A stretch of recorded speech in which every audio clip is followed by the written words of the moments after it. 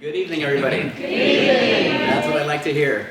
On behalf of Chris Brancolini, Dean of the Library, welcome to the 2023 edition of LMU Speaks. I am your humble host, Ray Andrade, an LMU alumnus who now serves as LMU's librarian for student engagement. So a quick background about LMU Speaks. So LMU Speaks is an annual storytelling program that started here at the library back in 2017. It's based on a model first developed at the Mill Valley Library called Naked Truth. Each year, we select at least one student, one faculty member, one staff member, and one administrator to come together to tell us a story around a central theme. The American author Ursula Le Guin, in her meditation on the power of speech, once said, quote, "Words are events. They do things. They change things. They transform both speaker and hearer. They feed energy back and forth and amplify it. They feed understanding or emotion back and forth and amplify it." End quote. Storytelling is elemental to any society, and the library is a place where stories should be shared and preserved. And like libraries, stories possess the potential to broaden one's worldview, break down biases, inspire change, and establish new connections that can be both personal and universal.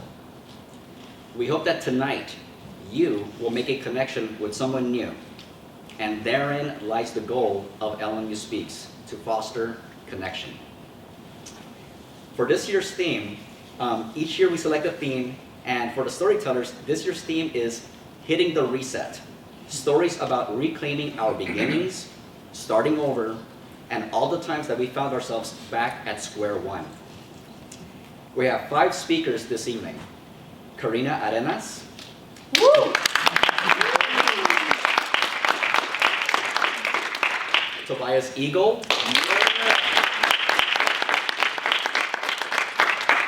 Mia Watson. Tamara Armstrong. And last but not least, Kevin Wetmore. So let's dive right in, and let me tell you a little something about our very first speaker for tonight, Karina Arenas. So Karina is an artist deeply inspired by feminine expression, masculine tendencies, divinity, and raw emotion. I love the combination of those two words, by the way, raw emotion. Wherever her life and career leads her, she hopes to be a storyteller and an advocate for her community through her work. LMU community, the library presents to you Karina Arenas.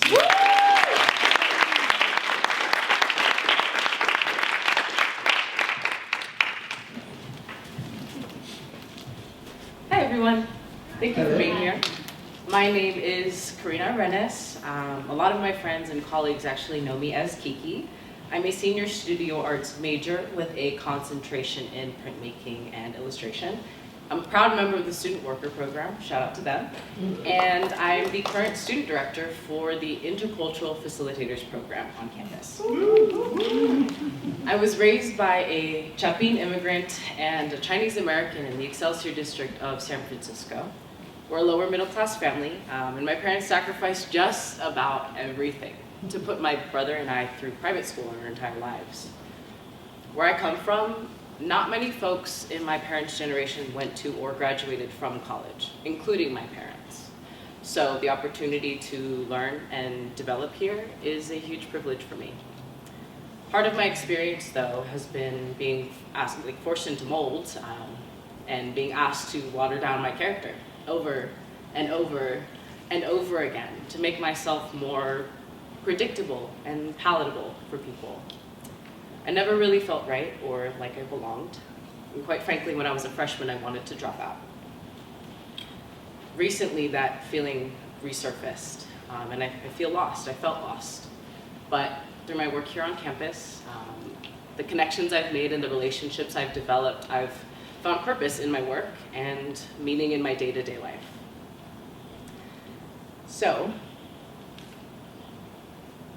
for context, I am a visual storyteller. And although I'm developing myself professionally through a traditional capacity, i.e. via painting, drawing, printmaking, my goal is to be an advocate and a storyteller as a tattoo artist. Tattoos have become taboo in many cultures, largely due to colonialism and assimilation. Many immigrant parents, for example, are so scared of their children getting inked because of associations with things like gangs, with negative social behavior, and even promiscuity. I was lucky though, and in my case, my parents were super anti-tattoos. Don't get me wrong. But the thing is that they have ink of their own.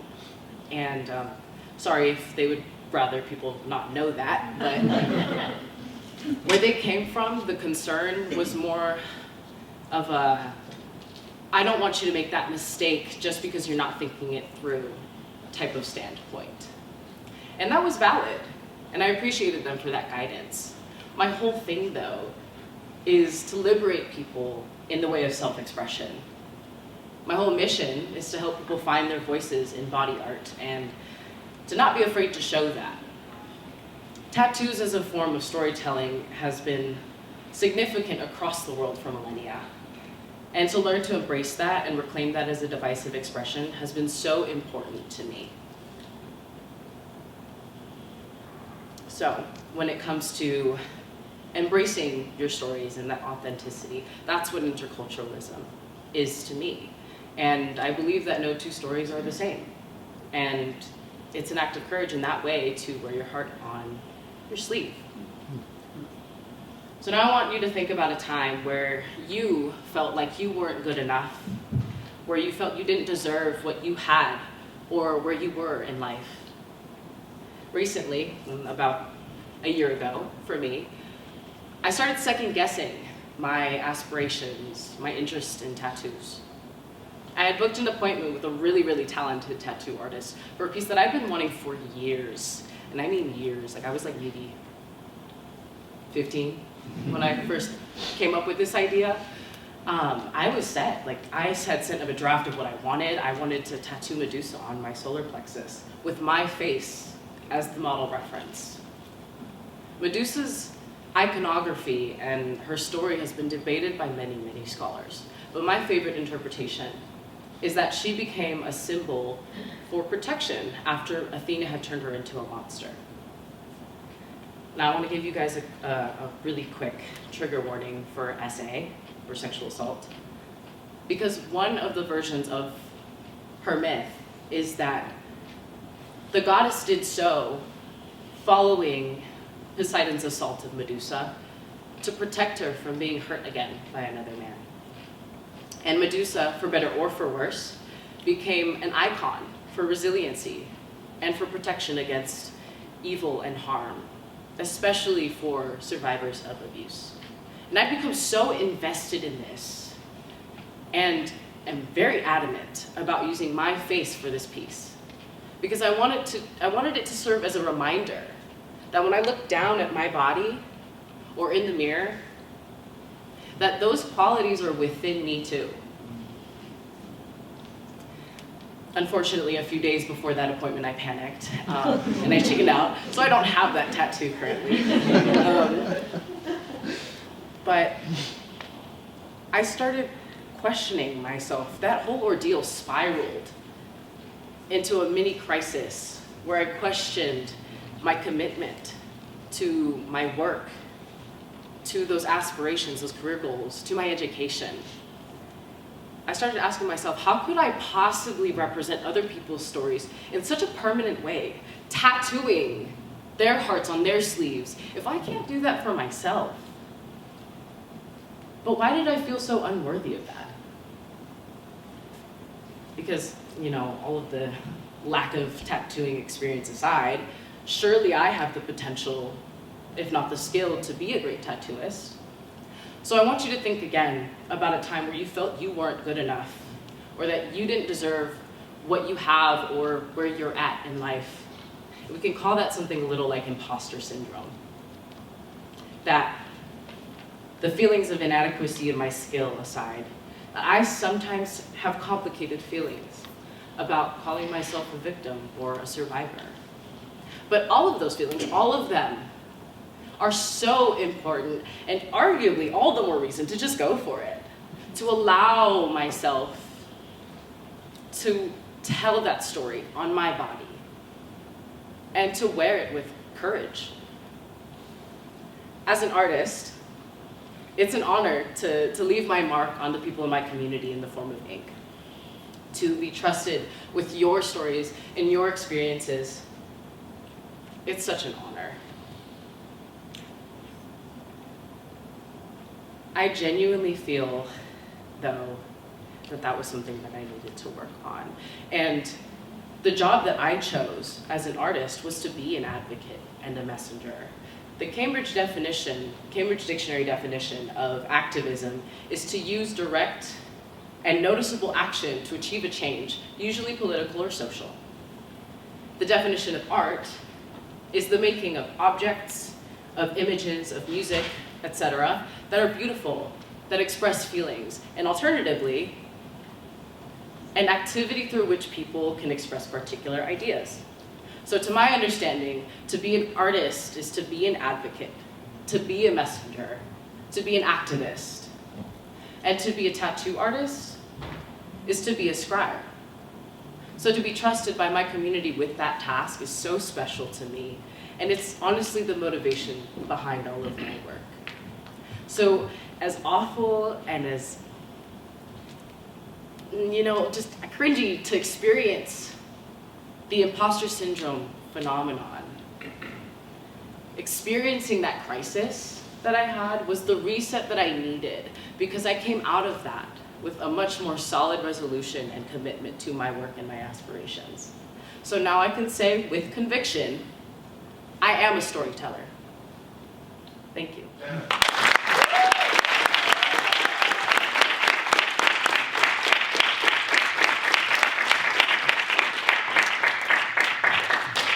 My goodness, can we hear it one more time for Karina?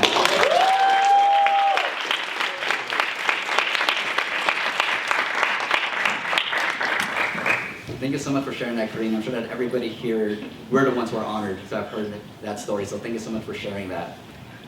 Our next presenter, Tobias Eagold, is a senior at LMU studying biochemistry. He's also involved in many organizations around campus, including Hantao, Majas, and the Intercultural Facilitators Program. Originally from Singapore, he's looking forward to sharing a part of his journey to this point tonight. So LMU community, the library presents to you, Tobias Eagold.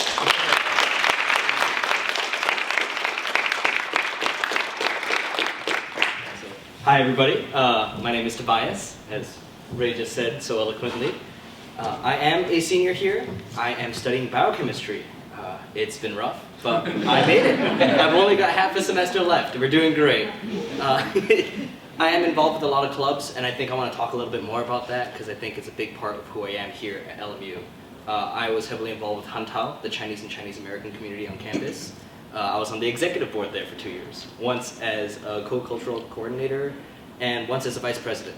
It's a space where I've made a lot of friends and I found a lot of community, and it's a space where I think I'm taking away a lot of friends for life. The second one that was mentioned was Majas. It is one of 10 service organizations on campus. I love it to death. We focus on homelessness and education, and I spend my Saturday morning starting at 7:30 a.m. At Blessed Sacrament Church down in Hollywood, and we hand food out to unhoused populations. It's really rewarding. If anybody ever wants to volunteer, just let me know. As long as you make it to the car, we can get you there. And over there, I also served 2 years on the executive board. Once as Vice President of University Alumni Outreach, once as Vice President of Brotherhood. I've got to build the community that I want to see, and I'm really proud of where we've come. And the last one of the more important ones for me being here, is the Intercultural Facilitators. Henry and Oli have put a lot of work into getting the speech ready, getting me up here on stage, and a lot of work into building a really, really cool space for students to have real and hard conversations with one another, and teaching you to take those skills and encourage your own friends in your own spaces, like Hantao and Majas, to have those harder conversations as well, and facilitating growth through those conversations. but that's a lot of what I've done.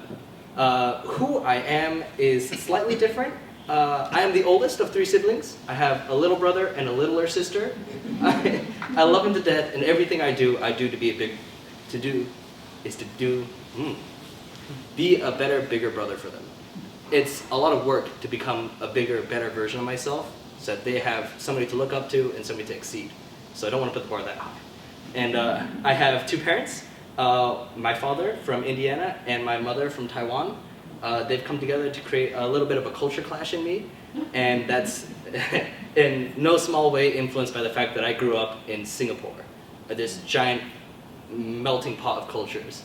And I love it to death, and it's where my story begins.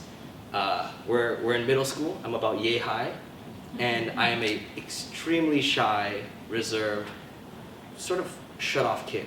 I'm happy with like the 5 friends I've got, and I'm set.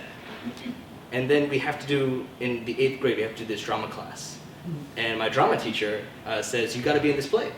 And I say, okay, and I didn't realize it was optional, and so I ended up getting on stage. And it was a lot of rehearsals, but on that night, my life changed for the first time.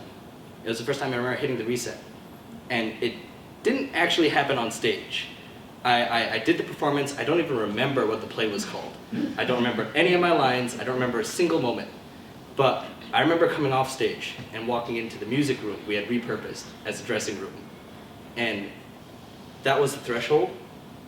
And on the other side, I was hit with this wave of affirmation and joy and compliments. And my parents love me. I've been affirmed before. I'm not touch-starved or anything. My friends took really good care of me. But it was the first time I had strangers come up and say something kind. And it was the first time I experienced the joy and felt my spirit lifted by the words of somebody I had no clue the name, background, story of. And something clicked. I realized I could do the same for other people. And I also realized I hadn't been doing it for other people. And that's where I chose to hit the reset for the first time in my life. I wanted to be that guy who could go out and lift somebody else's spirit and make them feel the way I felt when I walked into that dressing room. And so people come down from presentations. I say, Rachel, great job. Loved the presentation. We walk out of a midterm and I say, hey guys, we did great, I think. You know? And it brought me so much joy that by the time I graduated from high school, it was smiles and joy, and people said I felt like a ray of sunshine, and I don't mean to toot my own horn, but I felt really good being able to lift other people's spirits and see that feedback, and knowing that I had put a little bit of that joy I experienced back out into the world. And graduated high school, I was 18. Singapore has a history of conscription, and so every 18-year-old boy gets conscripted into the army. So I spent 2 years in the military. I did go in with that kindness in me. I thought I was going to be this really quirky theater kid who was going to bring joy and compliments and happiness into the army. And I walked in and they sat me down and they shaved my head. And I was immediately slapped in the face by the reality of regimentation, the reality of drills, the reality of intense physical exercise like I'd never done it before. And it wasn't working. Whenever I put out a compliment, I got a glare. Whenever I said, great job, Steve, he said, what the fuck are you talking about? And so I had to deal with the fact that my kindness, that spirit of trying to uplift other people wasn't working. And I knew I had to do something. And I knew I had to hit the reset. And it felt a bit like a loss. But I became more confident. I became more assertive. I made decisions faster, and I dealt with the consequences. I learned how to be a better leader for that environment. And it worked. A year in, after all of my training, I was put in command of about 70 to 90-ish people. I can't say exact numbers because that's a state secret, but I got to lead my little battery of men. And I got to put my culture into place. And I got to say those compliments. They were phrased a little differently. I said, Steve, thanks for putting in the overtime. Or, hey, do you need help cleaning that? I'll sit down with you. And I got to put that affirmative action into being. And we performed great. Results were awesome. We outperformed every other battery. We rewrote the standard operating procedure for our platform. And I'm so proud of the guys, but I'm more proud of the fact that when we went outside of camp, we got to stick around, and we ate dinner together, and we went out to clubs together, and we had a good time irrespective of rank, because it was a good, affirmative, and supportive space. And I'm so glad that I got to build that in my time there. And so now, I've hit the reset twice. I'm a strong, confident leader. I'm all about kindness, and I've learned how to implement that no matter where I go. I'm so ready for college. And I get on that plane, and I'm landing in LAX, and I figure out LMU is only 10 minutes away, and it's fantastic. And I come in for international orientation, and I'm nervous and confused and sweating because it's once more not at all what I expected, and I am once more not at all in tune with what was expected of me. I was voted in as president of Wayland RHA, Residence Hall Association, and I walked into our first meeting running it like a unit meeting. I don't know if anybody's ever quite tried to run college students like a military unit. It doesn't work. So I came to terms with the fact that that strong, confident leader wasn't so competent anymore. It wasn't working. And then I was doing the same thing with my affirmations and my compliments, and I was learning through conversations with my friends from different backgrounds that I was being a little insensitive sometimes. And I was putting a lot of myself and projecting a lot of myself on the people I was trying to uplift. And that wasn't exactly what people were wanting out of me. It wasn't helpful. It wasn't uplifting people. It was making people feel like I was pressuring them. And I had to spend a lot of nights on the bluff just thinking about the person I was and who I wanted to be, what my intentions were. And then I hit the reset again. I learned one moment on the bluff, looking out on the sunset, that I wasn't the main character in everybody else's story. And so it was my place to listen. How do you be a better leader? You listen to what the needs of your team are and where you want to go together, and you make it happen. How do I give compliments and how do I give affirmation and uplift other people's spirits? You listen, and you see what they need and what they're telling you. And it worked. I told you guys about all the clubs I've been a part of, like Hantao and Majis and the IFs. And these are all spaces I went into, and I had to change my mindset, but it worked, and I got to be a leader, and I got to make change in those spaces. Majis went from a male-identifying org to male-identifying gender non-conforming. We're expanding the reaches of what we think and what we want to do and how we show that love to other people in all of these spaces. And it's something that I'm so happy to be a part of, but it's not because I wanted to do it, it's because I listened to the people around me and moved forward together. And now, I am a second semester senior. I am about to take off and leave this joint for hopefully a while. And I don't know what's gonna happen on the other end. I'm pretty sure it's gonna have something to do with being nervous, being just disoriented, and being a little sweaty. Hopefully they don't shave my head this time. But I'm confident that I'm going to have to hit that reset again. But it's a little different this time, because I'm not walking out with the arrogance I came into LMU with. I'm not walking out with that ignorance that I walked into the Army with. I'm ready for it. And I'm so excited to see the person I grow into the next time I hit that reset.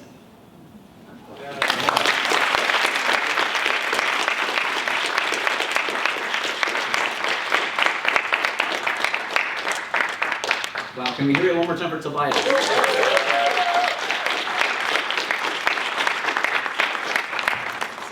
Tobias, I did catch that one of your life goals is to make people feel uplifted. I guarantee you that's how everybody in the room feels right now. So thank you so much for sharing your journey and your story. Thank you. Our third presenter for the evening is Mia Watson. As a visual artist and sci-fi geek, her words, as a visual artist and sci-fi geek, Mia Watson brings a creative spirit to her leadership of the Academic Resource Center at LMU. Guided by her deep belief in student empowerment and radical love, she enjoys creating and managing spaces that foster student achievement, engagement, and self-actualization. LMU community, we give you Mia Watson.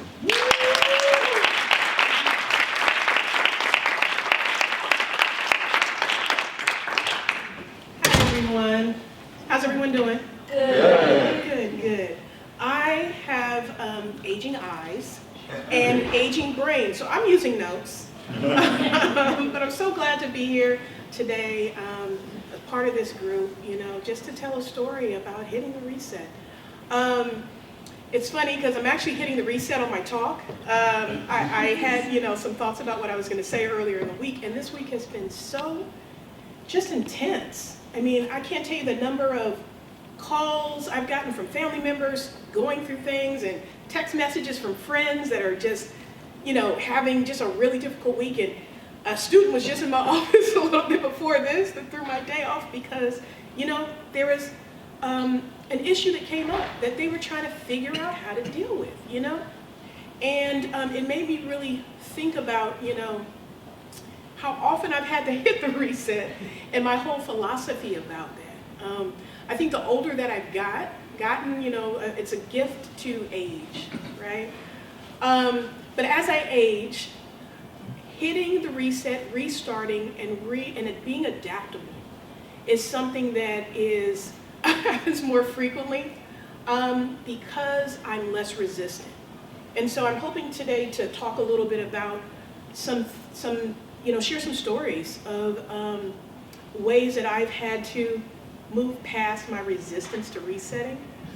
And I think like most of us, you know, for me, change is difficult and large changes, but it's also a gift. So, you know, there's a lot to learn when sometimes life gives us adversity.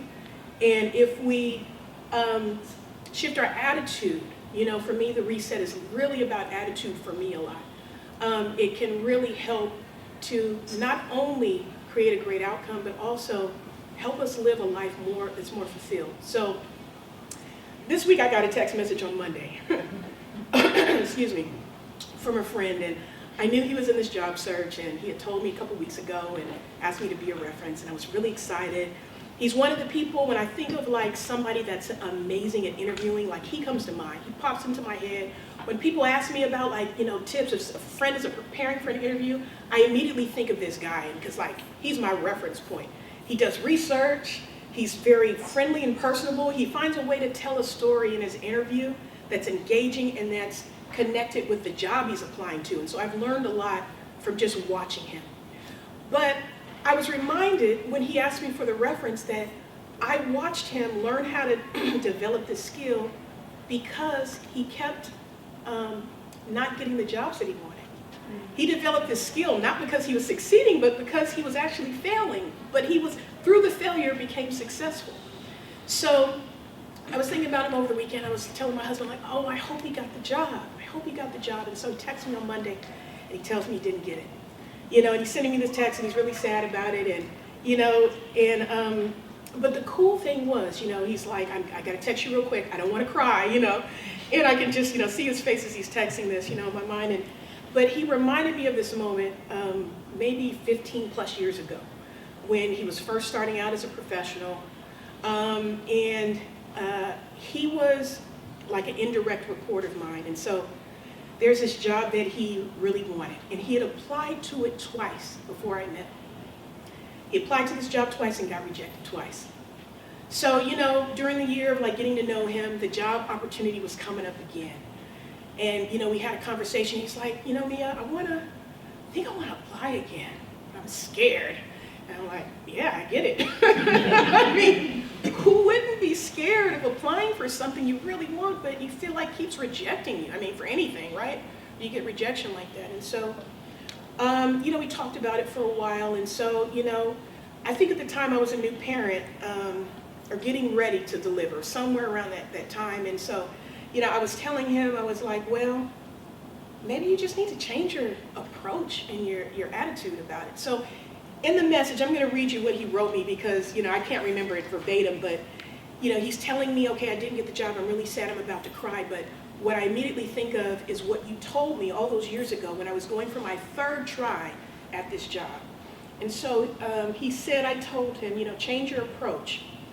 Think about how this application and this interview process empowers you so that every step of the way in this process, it reminds you of how worthy and amazing you are. And I was like thinking back when he texted me that I kind of remembered the conversation a little bit. I'm sure I probably was not that eloquent, but that's what he remembered. Right? And so it was a real blessing to have him remind me of,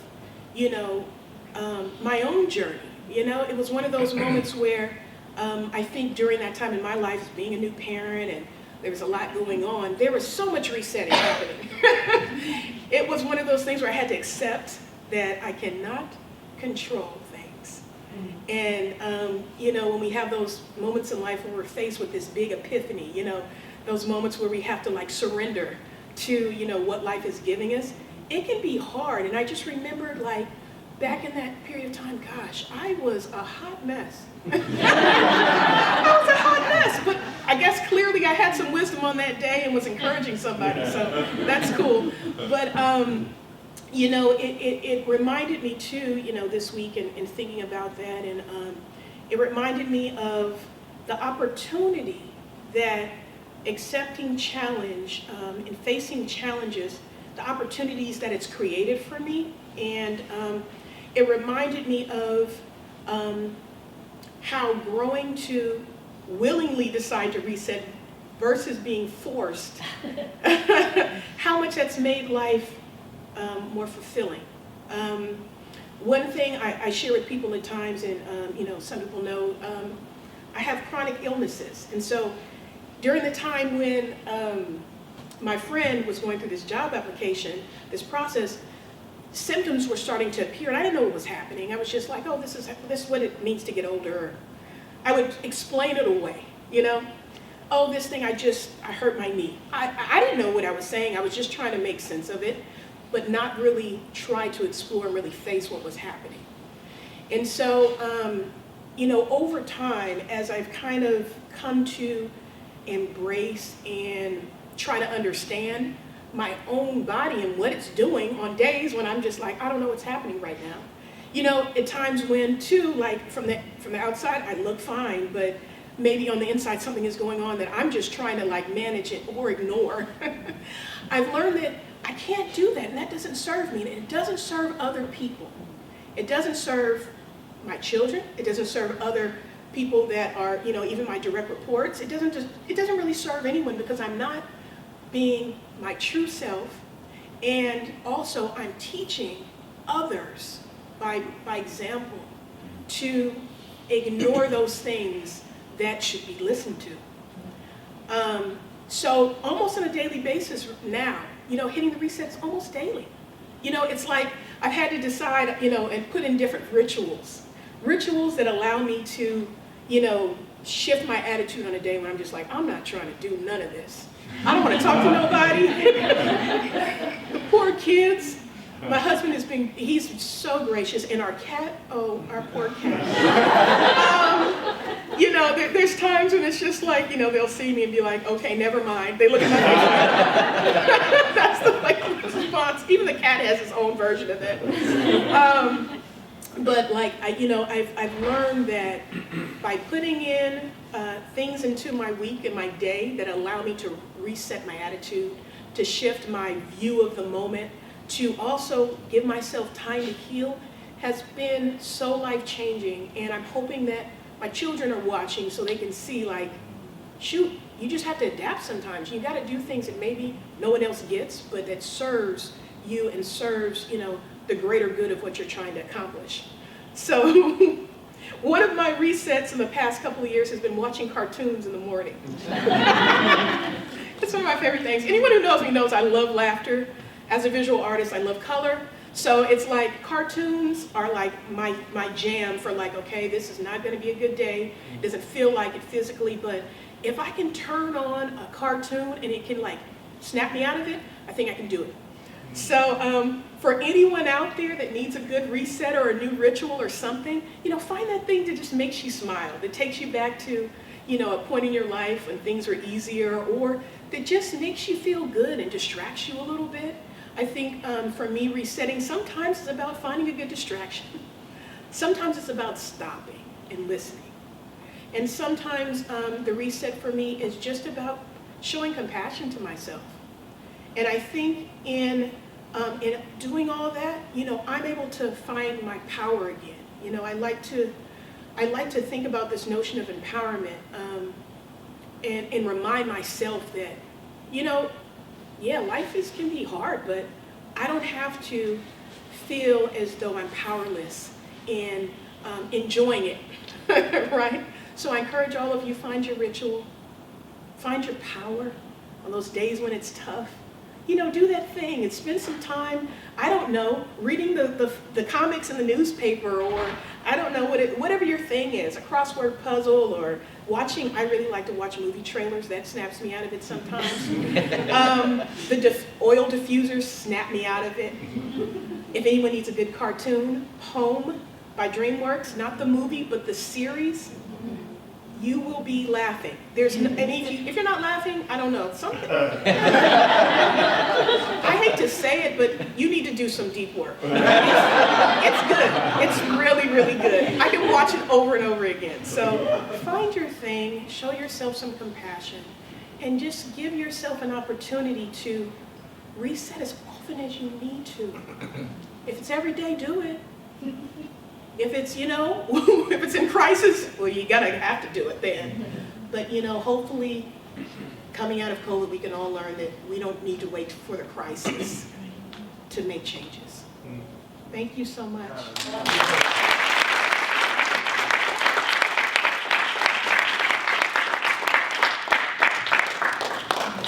Can we hear it from me? A warm I think Mia's absolutely right.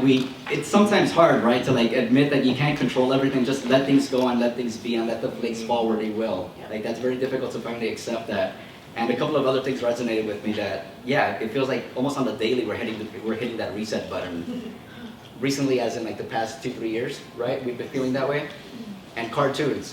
My little girl and I, we watch Pink Panther almost every night. So anyway, thank you, Mia. So on to our fourth speaker for the evening, Tamara Armstrong. So Tamara Armstrong serves as the Vice President for Information Technology and Chief Information Officer here at LMU. Tamara will discuss how adaptability, work ethic, and integrity have been her foundation for navigating life's resets and new beginnings. So LMU community, please help me welcome Tamara.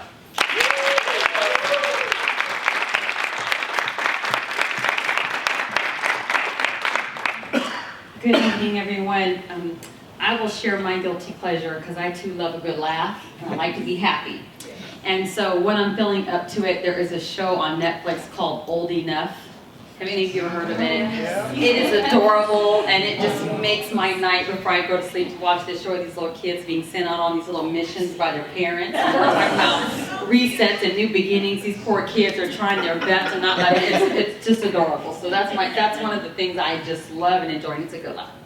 So I'm going to tell you about my story, and I just first want to thank my family. 2 of my 3 children are here, and my husband, so thank you. To thank my colleagues for being here to support me, also from the IT team. Okay, so I'm too going to read my notes here.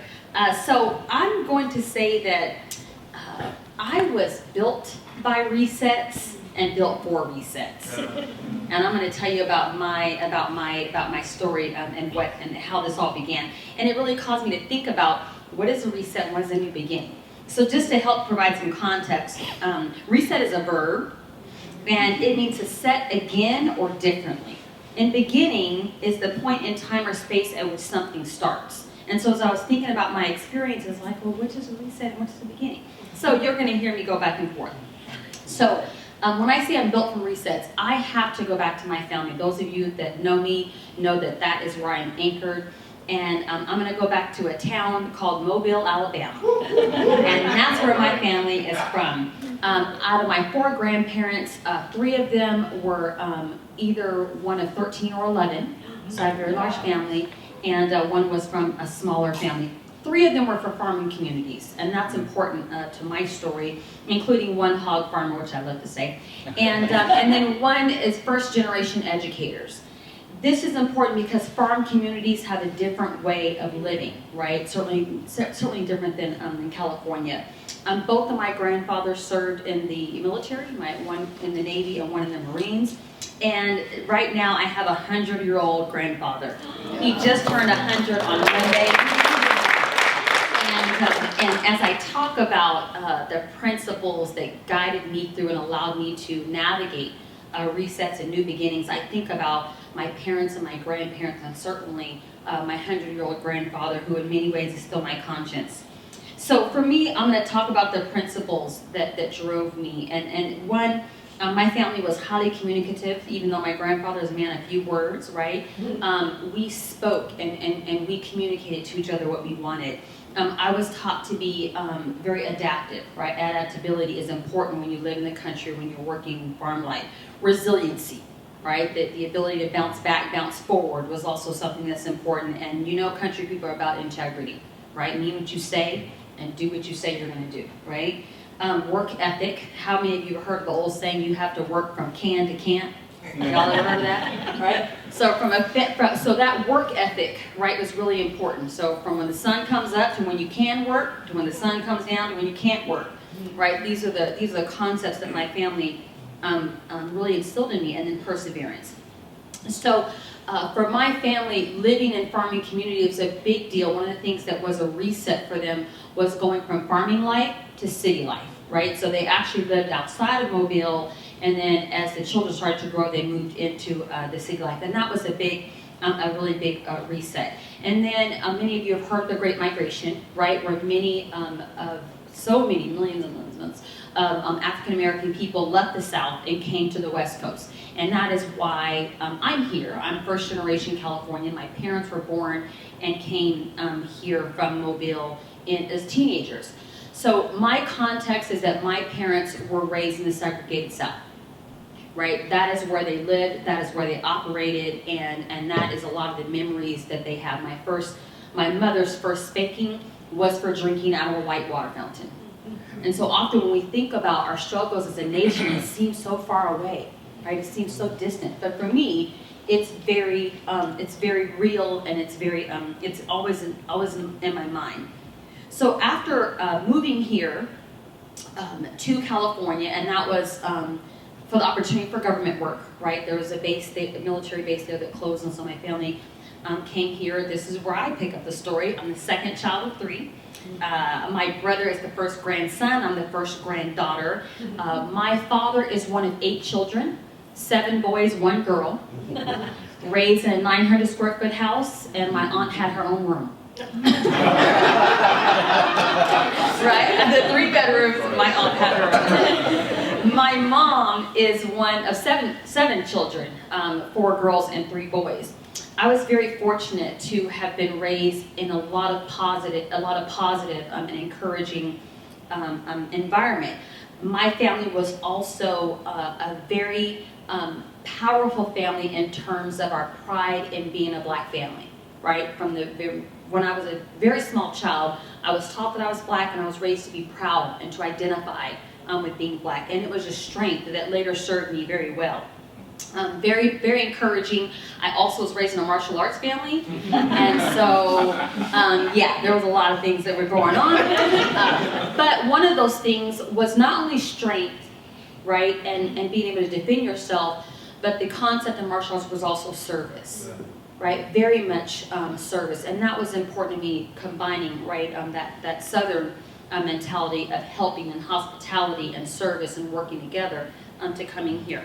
So, I was raised in a Southern home, even though we were in California. I didn't go to daycare, right? I was raised in my grandmother's house until I went to school. So here is my first, I will say, big new beginning, coming to public school.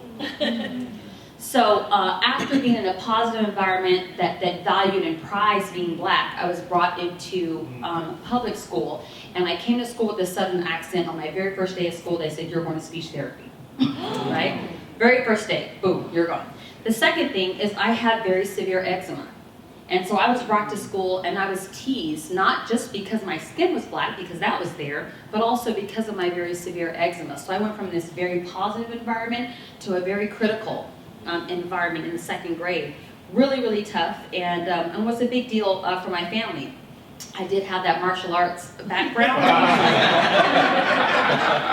We could handle this, but it wasn't a constructive way, and it caused me to build up, right, on the outside in ways that would take me years later to overcome. So my family was was blessed to be able to move into this place of middle class, and we had our own home. We were doing really well, and then uncertain times hit. My father was furloughed. I was out on the picketing lines with my mom, striking, right, for things for her. So I was exposed to things, and then we were in this really odd situation financially.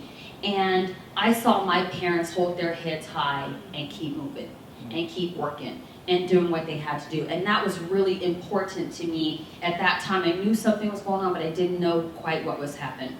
Later, I realized, how much they had went through. And that was important to making me who I was. So I go to high school, everything's fine, right? We're working it out. My sister was born 14 years after I was born. So here's my next new beginnings. My mom was very ill when my sister was born. So I became the parent. My dad put my sister in my bed and said, you take care of the baby, I'll take care of your mama. And because my mom was very ill. So when my mom finally recovered and was able to go back to work, the baby was mine, right? People would say, you're too young to have a baby. And I'm like, I am. But it was a big deal for us. But my mom went back to university, and my mom finished university at the same time I finished high school. And it kind of goes back to those principles, and she graduated from University of San Francisco. But the commitment was part of, really important, of who we were. My brother went into the Navy. I decided after I graduated high school that I would make sure that my parents could take care of my sister and they wouldn't have to worry about me. My brother was in the Navy, he was good. I was convinced that they wouldn't have to take care of me. So I worked 2 jobs for 11 years to put myself through community college, through university, and ultimately through graduate school. I love to tell people that I have done some of everything. I have collected home loans, I have collected car loans, I have graded high school exit exams, I have worked at E-Trade, I have loaded tapes into silos in the middle of the night. I have done all kinds of various jobs to put myself through school. When I was going through school, I was working in telecom, and I had a reset because my company decided we're going to go ahead and move to Texas. And I was like, come on. So I joined state government, right? So this is another kind of reset for me to say, okay, gotta move on, right? Times change. And this is just how my life was just requiring me to reset new beginning. And it was a blessing, right? I look at these things and they were able to make me who I am, being able to operate in different environments. So worked in government, was doing great there while I was still pursuing my undergrad degree. Then went on to leave. I was working in IT actually, but my degree was in finance. So I was like, okay, well, when I got my finance degree, my dream was to always work in New York City for Merrill Lynch on Wall Street. And when I graduated, I was like, I'm out of here. And so after spending some time here in Sacramento, I took a stint in New York and worked there for a bit in IT. And then my brother, New Beginnings, decided he would ruin my life and have his daughter. So I was in New York, the baby was here, I was like, this is whack. I'm going back to Sacramento. So it was fantastic to be able to be with my niece and just love on her and be back reunited with my family. But what am I going to do? So I decided, I loved IT, I decided to go back into that space, and that is where I started to work.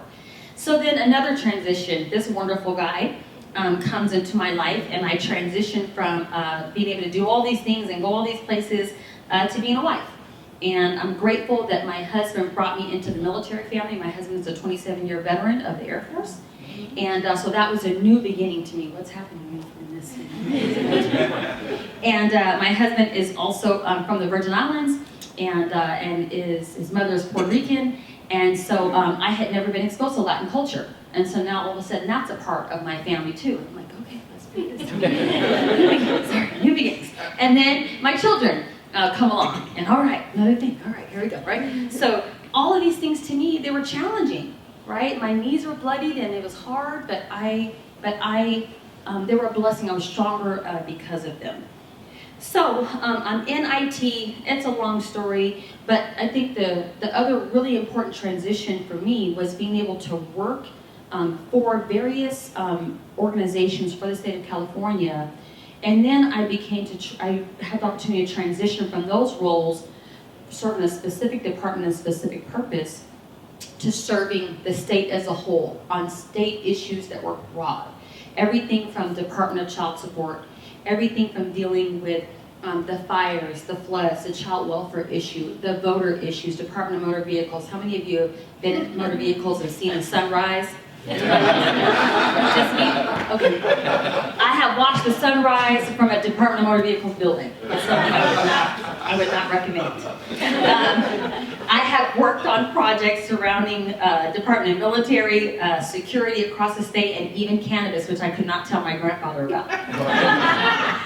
So these are some of the things that were a big transition for me. The great thing about my career is that I was promoting. The bad thing about my career is that I was getting farther and farther away from the people I was serving, right, as I continued to work on issues from a macro level.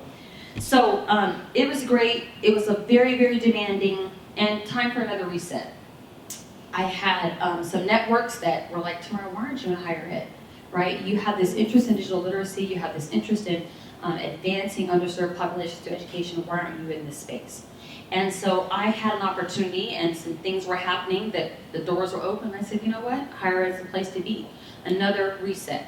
I bring my finance and my IT background to higher education. It was a blessing. Wasn't easy, but it was a place that I needed to be, and I have not looked back. It's been fantastic. So worked with the community college system, working at that time with students, and being able to serve them and work directly with them, and going to the restaurant and saying, where do you go to school? I go to your school.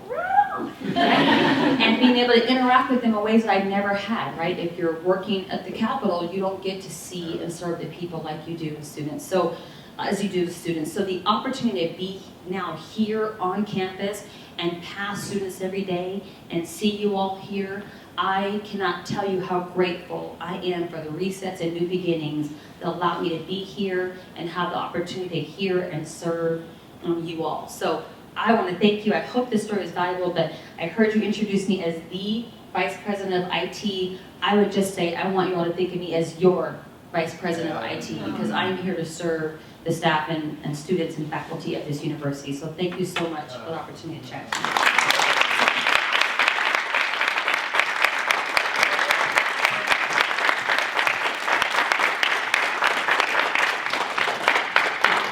One more time for your VP of IT.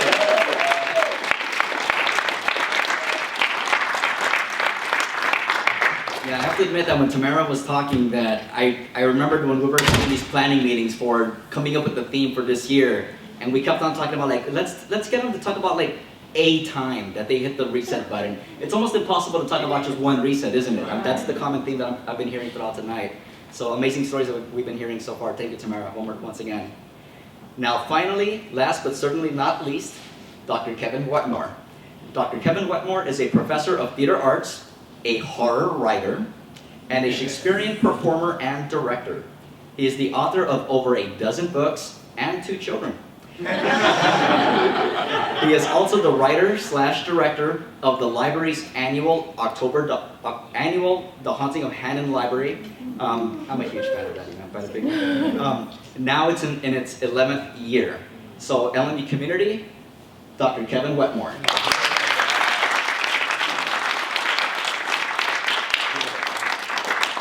Sorry, theater guy, can you hear me back there? And I'm not going to use a microphone.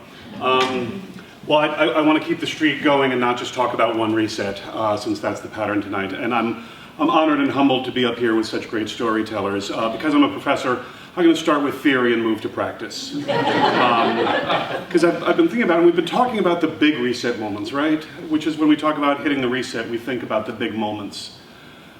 But I got to be honest, we hit reset almost daily sometimes, especially at the university. Every semester is a hitting of the reset, isn't it? We start all over again and do it the same but different. But from the beginning of life, we are constantly hitting the reset. Because when we're hitting the reset, what we're actually doing is hitting the reset in here. We find out something happens, and it's not that the world has changed. The world is always the way it's been. It's just something has been revealed to you, and you have to reset in here. Yeah? It's the first time you go over your friend's house and you see they live differently than your family. When you're a little kid and you're like, wait, you don't get in trouble for chewing gum while the TV's on? The world is different. And you go home and you're like, my parents don't know what they're doing. That's just a hitting of the reset in here because you experience something different. And this happens on the micro and macro levels. Every day we're hitting the reset because we realize the world is not what we thought it was. It's not that the world has changed, we've just realized that it's different. And it happens at the bigger moments in life, which is why we pay attention to the bigger moments of reset. When you move, you're in a new neighborhood, when you go off to college, when you meet the person who may become your partner for life, but also the bad ones, the loss of a parent, the betrayal of a spouse or a friend. The world is what it is, but now you're seeing it differently, and you have to hit the reset. The birth of my children, I mentioned that I have authored 2 children. The birth of children for me was not a hitting of the reset. The birth of the children was a horror movie. There were people in masks, there was a lot of screaming, and suddenly there's this little bloody monster that wasn't there a minute ago. And it's just a blur, and I'm terrified. And then for the next 2 days, you're surrounded by doctors and nurses, and I don't know if you've ever experienced this, but it's a law in the state of California that every 30 minutes a lactation consultant, a different one, must come to the room and give you contradictory directions and the names of things that sound like either Olympic events or types of hard cider. They're like, this is the cross cradle, this is the angry Swede, this is the Brokeback Mountain, and I'm like, why? So, but you're surrounded by people and family, and then you get home, and that's the hit of reset, because you're back in the home where you've lived this whole time, but now there's this thing there that you're responsible for the rest of your life. Not the rest of their life, but the rest of your life. And I have no idea what I'm doing. I can't drive and chew gum at the same time, and now I've been given this, good luck. And then we did it again. So the getting home moment for me was the reset, but I don't want to talk about that because it's still terrifying. And since they have me going last, I wanted to sort of end on an oddly positive thing that won't sound positive at first. Because I'm a theater guy, so I'm actually hitting the reset several times a year. Because every time I'm in production, whether I'm directing or acting, if I'm on a film set, if I'm with a theater company working here at LMU, as Ray mentioned, I do the Haunted Library.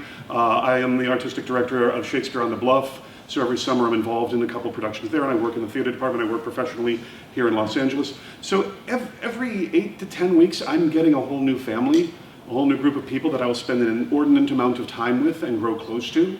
And then as soon as we're there and it happens, it's over. And we hit reset and start all over again with a new group. So as a theater person, I am used to hitting the reset. But I want to go to the time that actually inspired this whole thing. And we're going to close by talking about the Rona. So everyone, if you have a drink, start. In spring of 2020, I was directing on LMU's main stage for the first time in 8 years. I was the chair of the department, and the chair of the department is also the producer of our season. And having seen from others, not to speak ill of my colleagues, but having seen other chairs wrestle with this, I thought, I don't want to direct because I'm the producer of all these events, and I don't want to focus just on mine to the detriment of other people's. So I'm just going to take time away from my own artistic work here to allow other people to flourish. I'll do little things here and there. I've got the Summer Shakespeare thing, that's fine. But so I'm finally no longer chair, and I'm back directing again. And I'm doing a play. I'm a theater person, so I brought a prop. Called She Kills Monsters. It's by Vietnamese-American playwright Quy Nguyen, who also did Raya and the Last Dragon, if you've seen that, A Strange World. He's an amazing playwright, incredible human being, and he's just fun. And I love this play for several reasons. One, it's got a lot of stage combat in it, and I'm a stage combat guy. So anytime actors can hurt each other safely on stage and play with weapons, yay. So first thing, awesome. Second thing, it's a play about a girl who plays Dungeons and Dragons. And as a proud player since 1981, yeah, I did it when it really wasn't cool and you got beat up for it. So I'm representing here. It's a play about Dungeons and Dragons. A young woman who's a high school teacher discovers at the beginning of the play that her parents and her younger sister are killed in a car crash. And so her whole world has been turned upside down. And as she's going through their house, cleaning up, getting ready to sell, and she's going through her sister's room, she comes across all of her sister's Dungeons and Dragons books.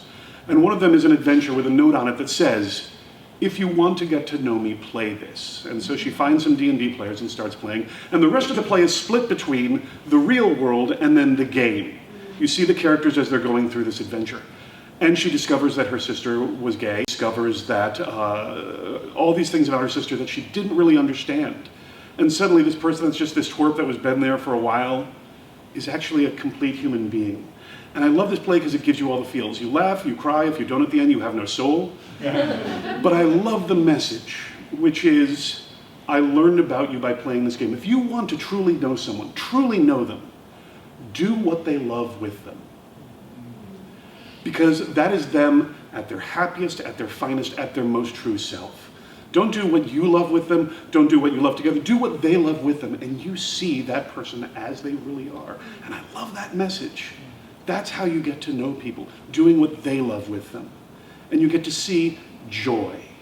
You get to see happy. You get to see simple being. And again, in this complicated time in Los Angeles, that really appealed to me. So I cast it, we had a great cast. The show has special effects, it's got monsters, it's got sword fights, it's got a 5-headed dragon, it's like everything. My 12-year-old self sat in the audience just going, finally. It was all coming together. It was wonderful. Great cast, we were really excited. And then we began hearing mumblings as we were going into tech about this disease that is making its way here. And we go off to spring break, and it's like, everyone, it's going to be fine. We've put in all this hard work. We've been working for 10 weeks on this thing. We're going to come back, and it's going to be fine. And we didn't come back for a year and a half. That was problem one. Problem two, as I mentioned, I run the Shakespeare Festival, which is live out here on the bluff. That's done. And then here in the library, I get to scare people, in October. And no, because we're already, A, terrified. Thank you. And I think for us, it's hard to remember. We went through it, and it's hard to remember what those first few months were like. Maybe we don't want to remember. But, when it's sort of this, if you go to Ralph's, will you die? Like, for all the things I'm going to die for, that's not on the list. A grocery store trip, not there for my heroic last stand. And the CDC is saying things like, you can get COVID by hoping you don't get it. I'm like, what? The only safe thing to do is sit in a room, home alone, with saran wrap wrapped around your head, turn off the lights, and pretend you don't exist. And even then, you still make... So, now here's the thing. Theater is the most social of the arts. It requires at least two people, all right? A person to perform and a person to watch. All the other arts need only one person. A dancer dancing alone still dances. A musician making music alone still makes music. But an actor acting alone is either rehearsing or sadly in need of help. Because it is required that there be two of us there, and suddenly COVID says, no, the two of you can't be in that same space. It can no longer be live. Literally, the very heart of my art can't be because of Rona. That's a hard reset. And our hearts are broken because we worked so hard on this play that, to me, it was one of the best things I've ever done here. And we can't do it. And I'm looking at the summer, and I don't want to say anything because he's in the room, but I was talking to the dean about what are we going to do this summer. And he said, that's a good question. What are you going to do this summer? I said, well, we could. He said, is there a reason why you wouldn't do it on Zoom? Because we didn't do She Kills Monsters on Zoom. It's live theater. Guess we could do it. I don't know. During moments of crisis, I turned 15 again for some reason. But with the encouragement of the administration, we moved online. We said, you know what, let's do Shakespeare, but now we're going to have to completely relearn our craft. Because in theater, it's really easy if you're in the same space to pick up a prop and hand it to someone. Didn't know you were in the show, did you? Congratulations. I need that back, thank you. See how easy that was? Now we're in a play that requires, All's Well That Ends Well, that someone hand a ring to someone else, and one of them is in an apartment room in Playa Vista, and one of them is in Maryland, which is a long reach. We're doing scenes that require people to kiss. We're requiring scenes that require people to fight. And these people are all on Zoom. Now, at this point, we had all kind of gotten used to Zoom. I have a number of students that I only know from our Zoom time together. I'm always shocked when I run into them on campus. I'm like, oh goodness, you have a waist and legs. I've never seen them before, that's so cool. So it's a big reset to suddenly have to do a live art that requires us to be in the same space like this, in your bedroom, in your living room, in your dining room. How do we do that? And that became the big reset for us, is how do we do a live art on Zoom? And how do we do something that is so easy as handing someone something different? So for me, that became sort of the fun of it. On the one hand, I was trying to keep the She Kills Monsters group together. We actually began playing D&D. One of the things that we did during the rehearsal process was I had them all come in on a Saturday. I bought really cheap garbage snacks from the grocery store, because that's what you eat when you play D&D. And I led them through a game, and they're like, oh, this makes so much more sense. And because we couldn't do the show, every Monday night from 7 to 10, we'd meet on Zoom and play D&D through the entire rest of the summer. And for a lot of us, that was kind of our lifeline to this project that meant so much to us, but also human contact. And what was amazing to me is the students came back and said, one of the things that I find amazing about D&D, for those of you who don't play, that's okay, nobody's perfect,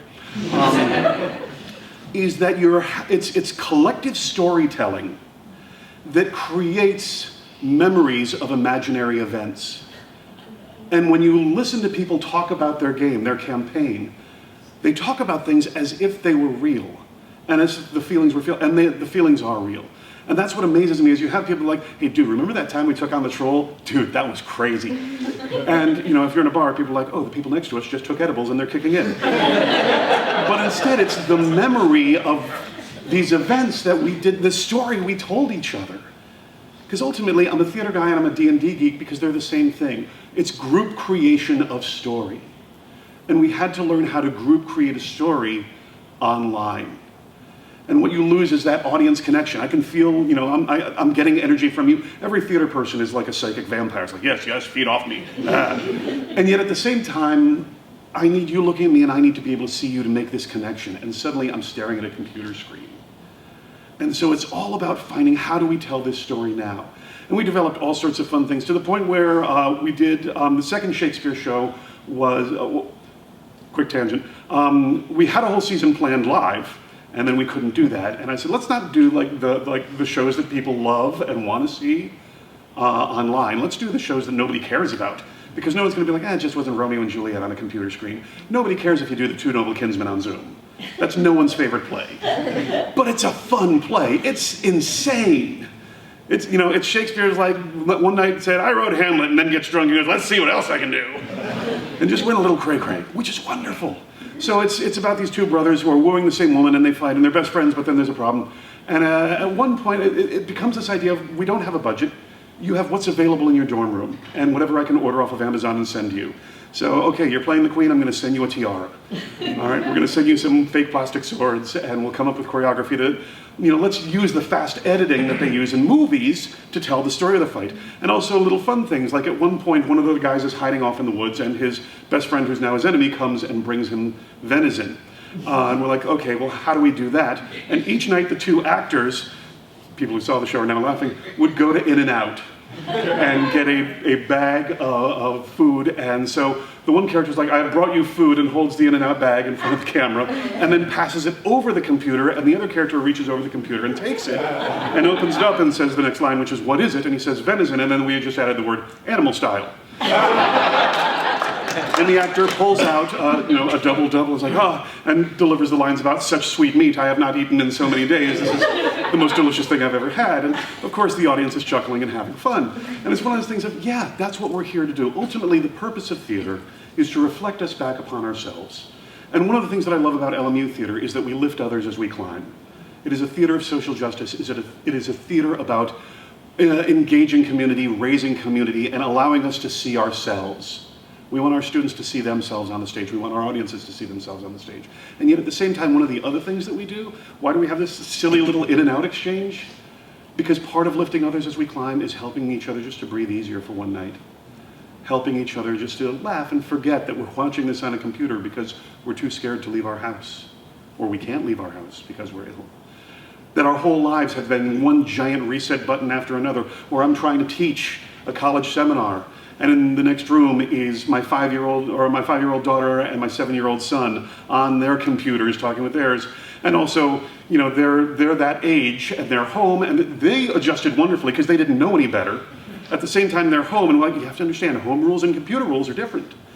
You cannot run through naked, screaming lyrics from Hamilton while Daddy's teaching a class. That rule eventually did go out the window, by the way, because it happened enough that students were just like, what are your kids doing? I'm like, you'll see them in a minute.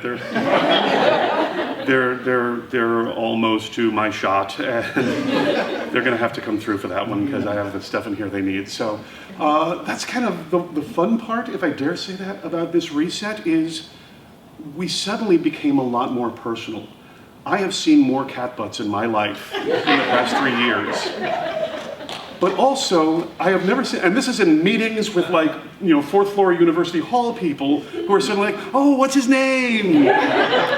This is Mittens. He's an Aquarius. We stop meetings to have discussion. We know each other's pets. We see each other. I have meetings with colleagues, with people outside, and suddenly it just happened again recently where I was meeting with some people on Zoom, and this little hand comes up over my shoulder and drops a note.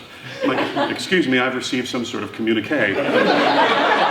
And on it, in my daughter's handwriting is, can I watch TV? It's like, you can just ask. And she goes, we don't interrupt, Dad. You did, but now it's entertaining.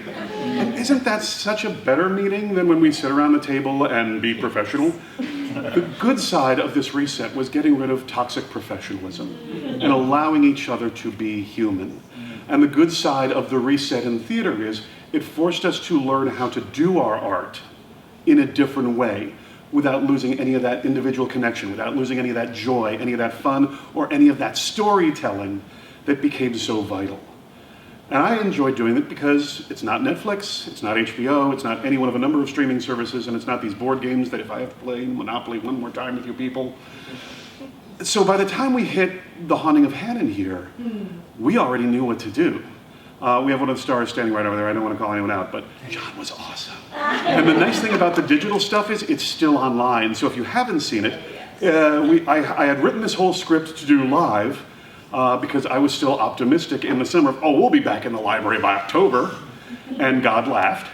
And instead I said, okay, we're hitting the reset. And I wrote a script called Our Digital Collection. And the whole idea was we're going to reference the digital collection, and we are going to play with the idea that you're watching this on Zoom. And let's play with the screen, and let's play with the story. And the fun thing about now doing theater on a screen is hands can come in from the side and just hand you something mysteriously, and you don't see where it's coming from. People can drop down off the screen and make noises. We did one set which was just two students working on a project together on Zoom, and one of whom just holds up a voodoo doll and starts sticking pins in it. And then suddenly the camera will cut to a guy who looks like he's in an attic wearing a bloody t-shirt and a clown mask holding a mallet saying, "Can baby come out and play?" And then just immediately cut to the next thing. People are like, what the hell was that? Well, congratulations, we just scared you, didn't we? We just did the job which we ordinarily do in the library. So we learned we can reset and still do what we do, connect with our audiences, and collectively tell these stories.